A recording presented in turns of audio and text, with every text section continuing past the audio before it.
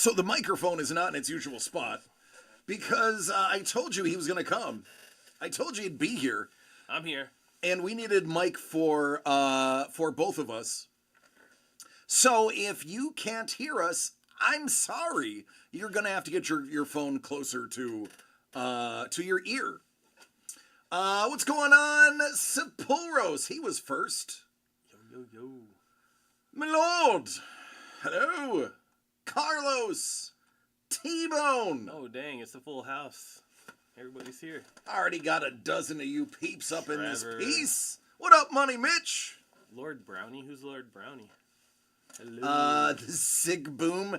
It's my boom arm. I just moved it. Now you can actually see it. Usually it's off. Hey, there's Doug. Hi, Doug. Hello. Hey, Carlitos. Carlitos way. It's Carlos. Carlos, Money Mitch.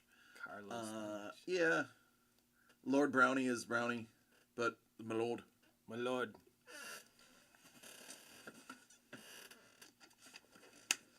What's up, Thomas? How are you doing? Hey, Thomas. We have something for you. So, Thomas was the only person to pre-order what up, Kate? To pre-order one of these blind bags of the 7 remaining, what up, KP? 7 remaining Daniel Gonzalez covers. So, I was like, oh, we should do him a little something. And then the guy next to me is like, oh, I'll do a sketch for him. Yeah. So, Thomas, would you like a little sketch? What would you like a little sketch of? As a pre-order surprise bonus. Yeah, I can do a comic character or a calavera. What up, Scuba? Scuba Steve tuning in. Nice. We put Thomas on the spot. He's like, I wasn't expecting anything. I know. That's what I do. I live in your discomfort. This is a nice way to say thanks. Yeah. So what would you like, Thomas? What would tickle your fancy? I do need... And I could draw it on... where did I put that piece of paper? Let me go grab a sheet.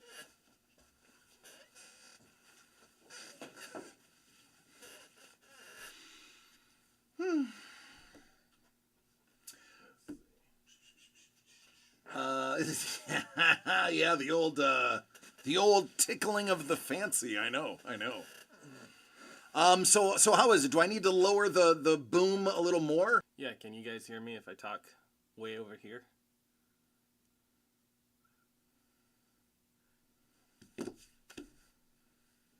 Here just fine.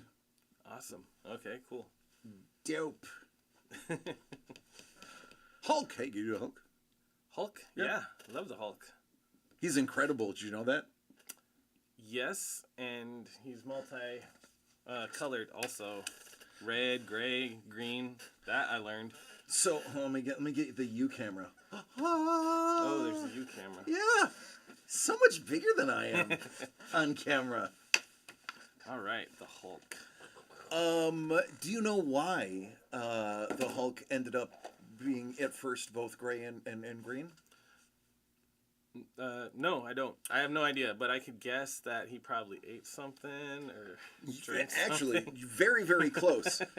Originally, Hulk was supposed to be gray, but when printing comic books, gray came out so flush and different and varied that they made him green because they could get a more clear and even green in the printing process. I would have never guessed that. That's so bizarre, and that stuck. They're just like, oh, he's green. So he was green, and then when printing got better, they did make the gray variant that you see in and around. So why is he red then? I haven't seen The Red Hulk is actually a different being, depending on storyline. He's either a different being or he is the removal of the id of the Hulk.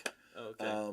But the most common one is it's actually another person version of the Hulk. Yeah, it's technically 4 colors. That is correct. Green, gray, red, and what was it? Yellow? I can't remember the 4th color. Swap the side cameras. You guys are looking away from each other. You know, you would say something like that. When I'm looking this way. Check this out. Ready? Oh, weird. Oh, weird. Okay. Weird. Hey, buddy. This is why we keep Kate. Camera. This is why we keep Kate around. Yeah, thank you for the composition on the screen. That does look.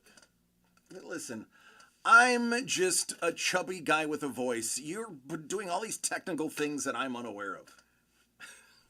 You are not just a chubby guy with a voice. Oh, thank you. I'm a chubby guy with a mustache too. Yes, and glasses. Yeah. All right. So I can draw it on here, just on my sketchbook. You do you, boo. Whatever makes you feel comfortable. Yeah. There is. Oh man, I have a. Hold on here. Hold on. I may have something for you. All right. I don't know if you know what these things are. So let me see if I can find one first and foremost. Whenever I'm drawing some of these characters, like the Hulk, I find mirrors very helpful. So I'll be in the mirror and I'll be making faces like, just for the facial expressions. So, this is called a paint palette. Oh, I've seen these before. Yeah. Would that help you at all? Yeah, this would be great. Thanks. Appreciate that. Just don't sand it. Yeah. Oh, I was making fun. A buddy of mine, Alex, he's an amazing painter and would do amazing artwork if he were to come on board here. But anyway, he left some oil paint on his palette, and he's done it often enough where he has to sand it down, and he'll sand it down and sand it down. And this is a really nice painting palette that he got in Italy. And the last time we were talking, I saw him sanding it, and I'm like, man, that thing's gonna be a little wafer. It's gonna be like a piece of paper eventually, just a thin little wooden wafer. Anyway, art is humor. We were laughing for quite a bit about that. Yeah, we've had a good time so far.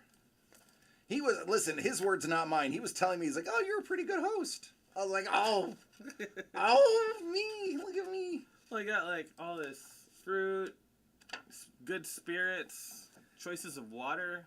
It's true. A tour. Yeah. Oh my gosh. All right.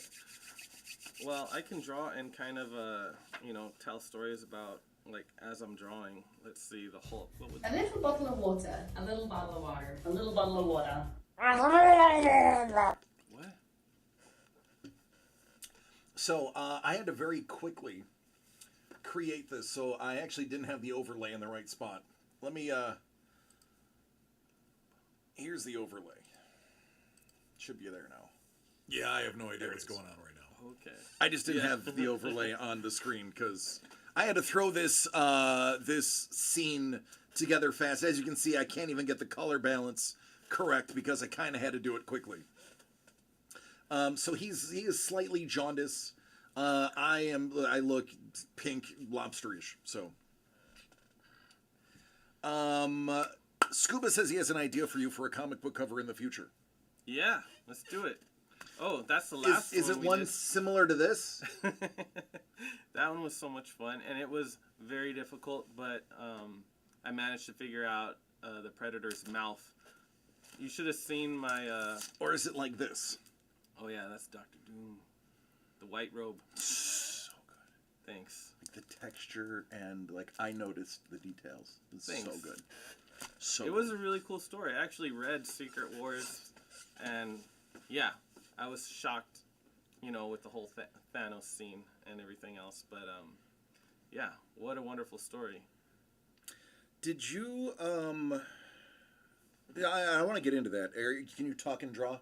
Yeah, I can. Okay. Yeah. I've had people here that could not, so I ask now. When you were tackling comic books, which for us it was the first time you were doing comic books, correct? Yeah. You actually did something that not many cover artists do, and that's you actually read the book that you were drawing. Yeah, yeah. I wanted to learn a little bit about the story and the characters themselves, and what a rabbit hole it is. Because now there's all these different stories and characters and books to collect, and Secret Wars was just one book, and it was all together, so that was nice. But the guy at the comic book shop, that I go to at Comic Bug in Manhattan Beach area, he's just like, oh, they're reissuing like the old, individual comics from Secret Wars. You want to collect those? And I started looking through those. It's really cool. Yeah, I went quite. I ended up with a couple boxes of comics pretty quickly, and I'm like, what am I doing? So, slowing down my tempo in the rabbit hole, I can now just consult with DC and Doug and Trevor, and they can help me out with questions I have. So you have a story that I'm going to make you tell in a little bit. I'm not going to open with that story because it's so good. Oh. But we are going to talk about infiltrating the Pentagon. Oh, yes. Are you allowed to talk about that one? Yeah, I can talk about okay. that one. That one's fun. So listen, folks, you are going to want to stay tuned for however many hours we are here, or that he's allowed to be here. We'll go as long as you need to. Yeah. I'm not going to make you stay here.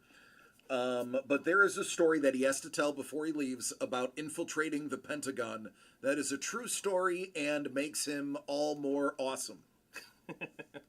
It is. I never expected to have this story, by the way. But I will happily tell it because it is fun. It's funny. But yeah, there's other goodies. Other good stories too. Just we used to have story time in my classroom. I was an art teacher for like 15 years, and the students, towards the end of class, if they cleaned up and stuff, we'd have story time, and I would tell them all these crazy stories about growing up on the Navajo Res or along the U.S.-Mexico border, that these kids in suburbia just had no idea, what was outside of their bubble, and so it was really fun to share my upbringing with them. It was a little unorthodox. My wife said, she'll say sometimes, like, I was raised by wolves, and that's not too far from the truth. Yeah. Now, you were raised on the Navajo Indian Reservation. Yeah, I grew up there as a boy. And are you Navajo? No, I'm actually part Apache, so Apache Mexican. So it was a little bit rougher on the res. I remember learning to fight early. My mom and dad had separate ideas. My father's like, oh, well, you gotta hold your fist like this and rotate as you punch and get close. And my mom's going, oh, tell an adult, talk your way. And so it was very bipolar advice. But yeah, I got in a few scuffs and stuff. And anyway, it was a little rough and tumble on the res. Yeah. And did you go straight from the res to Tombstone? Oh, no, Tombstone's just on the way to Douglas on the border. So, high school I spent in Douglas, Arizona, which, technically Double Adobe, Arizona, which is right on the U.S.-Mexico border. And between Tucson or the res in Four Corners, but Tombstone's just above Douglas, really. It's 40 miles away, but yeah, it's I remember when Tombstone the movie came out, and I was like, oh my gosh, I know where that is, and I became a big Doc Holliday fan, and I'd want to go to Tombstone and get a little postcard and stuff, whatever I could afford. But yeah, all of a sudden that town that we had driven through many times became, very popular. And I remember Val Kilmer would actually go down for Tombstone days and everything until he got sick. But yeah, he would regularly the film festival, and they would show on the big screen outdoors. They would set up a giant screen, and they'd view it under the stars. And he was the grand marshal of the show. Oh man, such a cool dude. Doug says, we want to do a Western theme with Daniel and use that gorgeous Doc Holliday that's behind DC's ear. This one. Yep, that's when I drew of Val as Doc Holliday. It's brilliant. Man, he made that movie. He Did. so many good lines. How did he not even get nominated for an Oscar, let alone win an Oscar? Man, I just have so many quotes from him. I'm your Huckleberry. Yeah. And like I'm in my prime. You know, I love it. Such a wonderful movie. In Vino Veritas. Yes, yes. He did get robbed.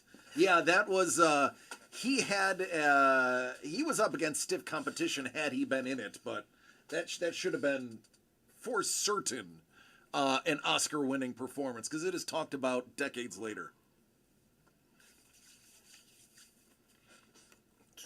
No. This type of art is quite new to you. Traditionally, you have a different style that you're regularly found in. Yes. So let me back up. Like, it's almost come full circle actually, because I remember as a boy getting into Calvin and Hobbes comics, you know, by Bill Watterson, and I loved them. They were funny, and I would try and copy Calvin and Hobbes as much as I could.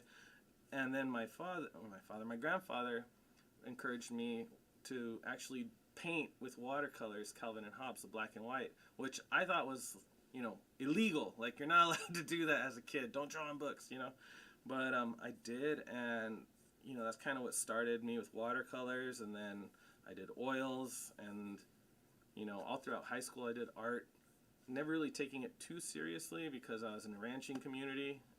Went off to school, studied ag biology, specifically bugs, entomology, and really enjoyed whenever I had to draw a species under the microscope or something like that. Worked for USDA for a while and then realized I don't like office work. Declared myself an artist, and with my track scholarship I was able to transfer and studied art. And I was like, oh, 3 years, I'm going to see if I could do it after 3 years. And I had some work in a few galleries and a museum show, so I was like, okay, I'm an artist. And what was always a hobby, something I enjoyed doing growing up, was becoming more real as a livelihood. And in Tucson, I worked as a waiter at this place called the Mountain Oyster Club, and they had wonderful Western art all over the walls, and by living artists too, who were making a decent living as Western artists. And I thought, man, if they can do it, I can do it. So that was the first real idea that, you know, art can actually be something I can make a living with. And fast forward, you know, 20 years I've been doing Western art, figurative art. Got you know, studied with some amazing artists like Juliet Aristides up in Seattle at her atelier. Went to the Florence Academy of Art and got my master's degree. And a lot of it's just been very traditional art, you know, oil painting on canvas, that kind of thing. I never thought I'd be painting comics, you know, with oil paint. I thought it was all digital, you know,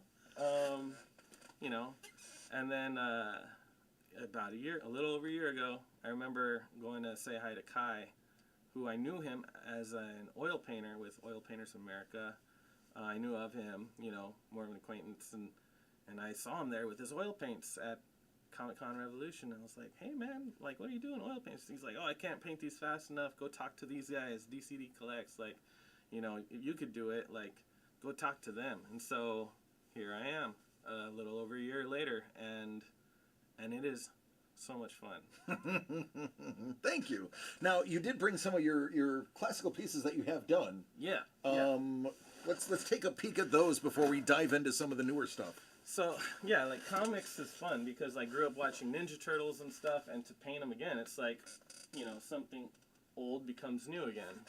So this, what camera? So right this there, is you got your a own. little sketch I did of a calavera on a horse.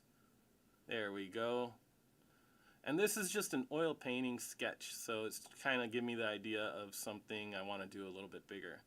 But these calaveras are not necessarily about, you know, death, as some people might say, like, oh, you know, it's a skeleton, it's about death. They actually, I try and with the light emanating and the big smile and the kind of overall emotion, I hope to say, like, no, it's a portrait with a great reverence for life and almost poking fun at death. And it's a cultural thing from the Southwest that's made its way into my artwork with my experiences and such. Like this one, ironically, is called Here's to Life. And so he's got to, like, when you toast, like, salud, to your health or whatever. But this is a skeleton. And it's funny because, with these, I don't necessarily have a model. I have a skeleton, but I'm wearing pants and I'm wearing the shirt. So, to get the folds right. And then I have to superimpose the skeleton in there with the light. So it exercises my imagination quite a bit, much like comics, And then this one's fun. I used to do a lot of artwork for a band called Roger Klein and the Peacemakers. They used to be known as the Refreshments. So you've heard their music if you watch King of the Hill. They do the opening song, the Yahoos and Triangles song. So I've done a few album covers for them. And he's back in the studio. He hasn't been back in the studio since 2017, but he's back in the studio making art or making music. And he wants to collaborate. So this is an idea I had. I was like, oh, what if we put the band up in a giant saguaro overlooking, a desert town? I think it'll be fun. So he'll look at this color sketch. It's not finished fully out. Like, you can see it's kind of sketchy. Like some of the, I don't know if you guys can see all that. But it's just an idea. And we'll see if he likes it. Maybe it'll end up on an album cover or a t-shirt. I don't know. But it's fun to work with artists sometimes. Especially with this kind of motif that really exercises my imagination. And it's all just my own artistic license, Yeah. Now, I hate to get into dollars and cents, but I do want to let people realize what this kind of art is. Now, the smaller one, the quick study you did. This little guy, something like that for your regular clientele, what would something like that go for? Oh, like $1,200. Framed, ready to hang on the wall, like about $1,200. And then this is a quick sketch, we know, as you had said. What would something like that go for if you weren't going to give it to the artist when they bought the bigger one? So this is like definitely near 2,000, maybe 1,800, 2,000. Yeah. And then that more finished, larger piece. Oh yeah. So this is 18 by 24. This would be about $3,000. Yeah, and framed probably more. Yeah, for sure.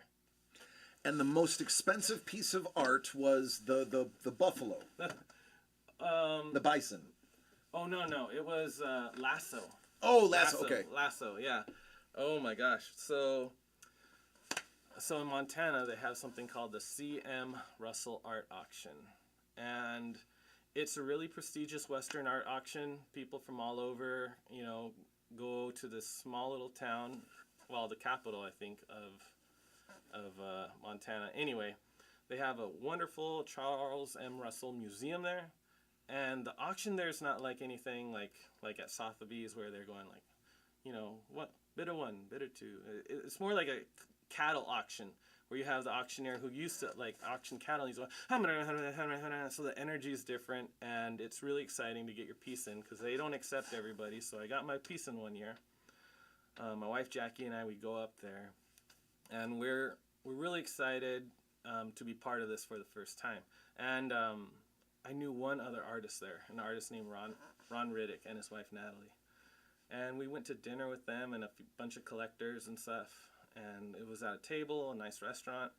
And I didn't really know what to say to these people I didn't know, but I thought I'd tell them a story about a crazy commission that I had. That ended up where I never expected. And so this is a story about how I got one of my paintings into the Pentagon. And so it starts off with my landlord in Long Beach, who was in the Air Force at the time. And he asked me for a painting of him, in front of his aircraft with like the Afghan mountains in the back. And I'm like, oh, sure, I could do that. But the deadline's a little crazy, you know, so I had to work quickly. And I got it done. And he tells me, hey, or before all that, he tells me, I'm going to sneak this into the Pentagon. I'm going to hang it up in the Pentagon. Or do you want to be part of this? I'm like, oh, I have to be part of this, you know. How cool. What an exciting project, you know.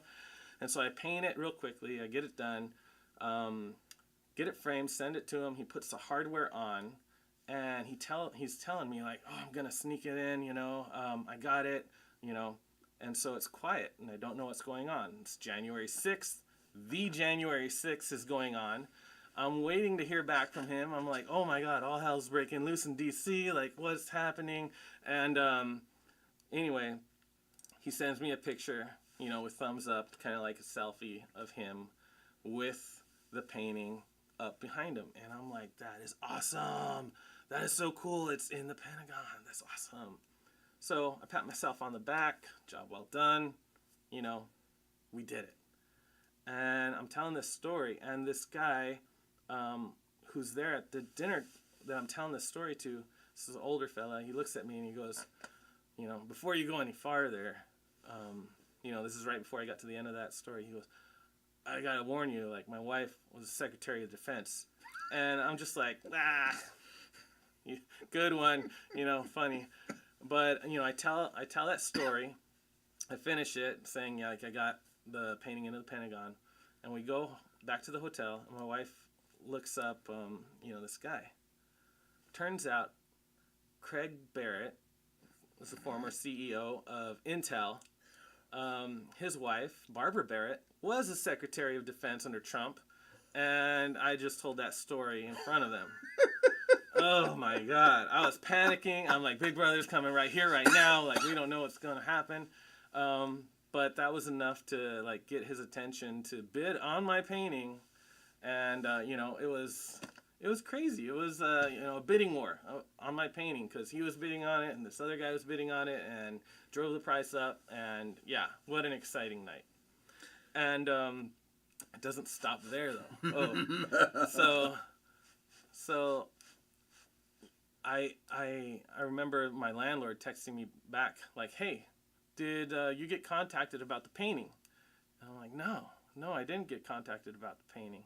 Like, what's going on? And he's like, it's not there anymore. And I'm like, what do you mean it's not there anymore? He's like, and because on the back you put, like, your information and all this stuff to see if, you know, and I put a little disclaimer that's like, oh, you know, in case it did get removed, you know, please contact, you know, the artist or, you know, the collector. And he got a message from his buddies that were like, or somebody had told him they took it down and they're going to send it to a different auction, you know, get rid of it because it doesn't belong in the Pentagon. And he's sweating bullets, I'm sweating bullets. Turns out his buddies clearly recognized him in the painting, and they thought they'd make him sweat bullets and, like, play a joke on him. And so they were sending him on this wild goose chase. Long story short, they have officially, like, accepted the painting into their permanent collection. It's on some guy's office wall there, and it's got a happy home there in the Pentagon now. So anyway, that's the crazy story about how I got one of my paintings into the Pentagon.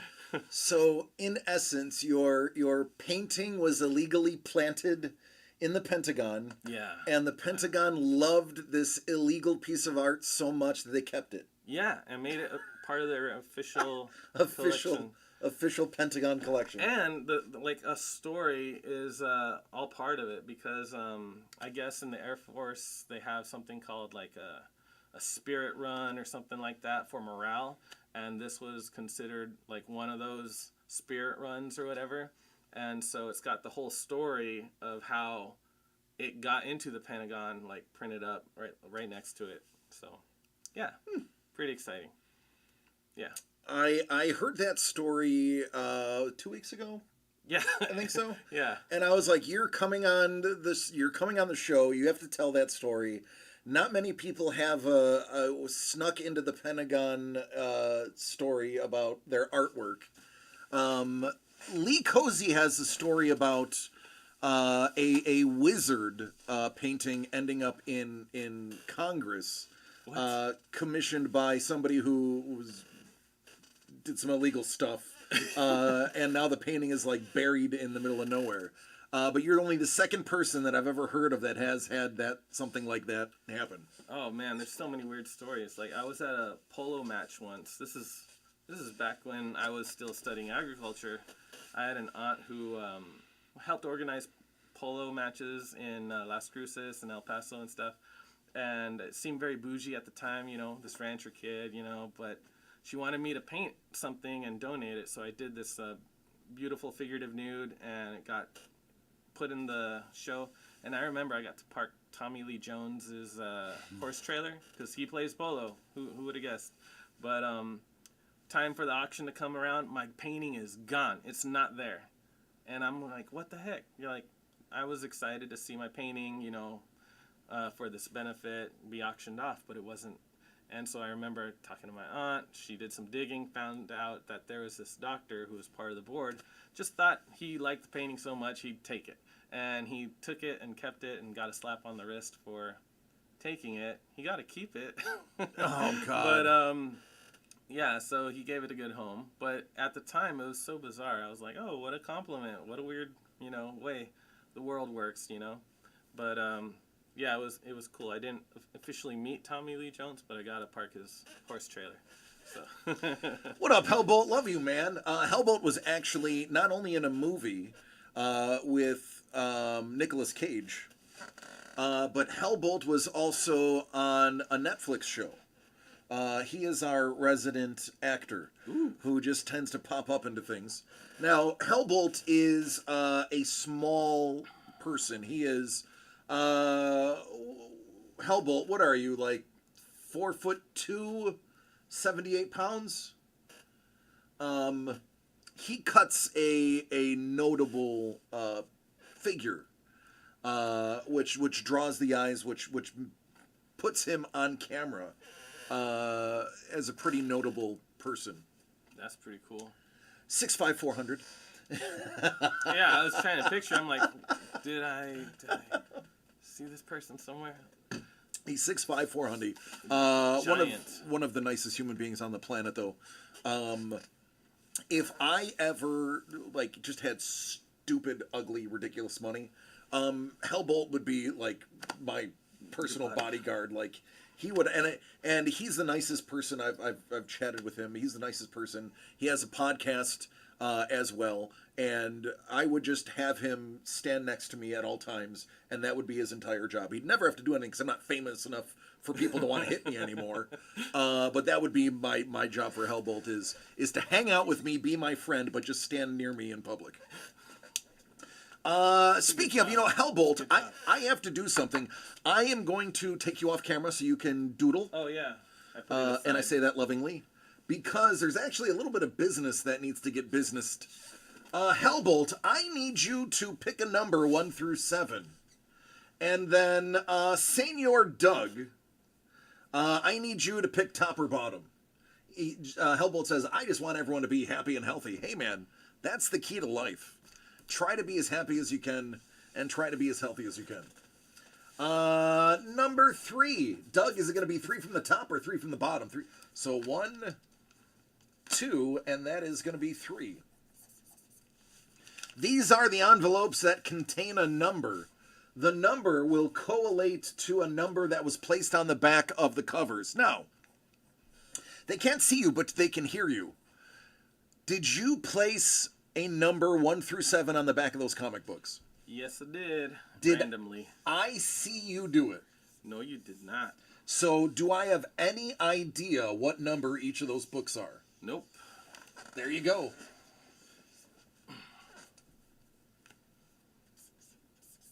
I even pushed my transparency on our dear guest. I was like, I'm putting you to work so nobody can say I know. Do you remember which ones you numbered what? No. Even better. Even better. All right, 1 through 7, very simple, nothing fancy. And then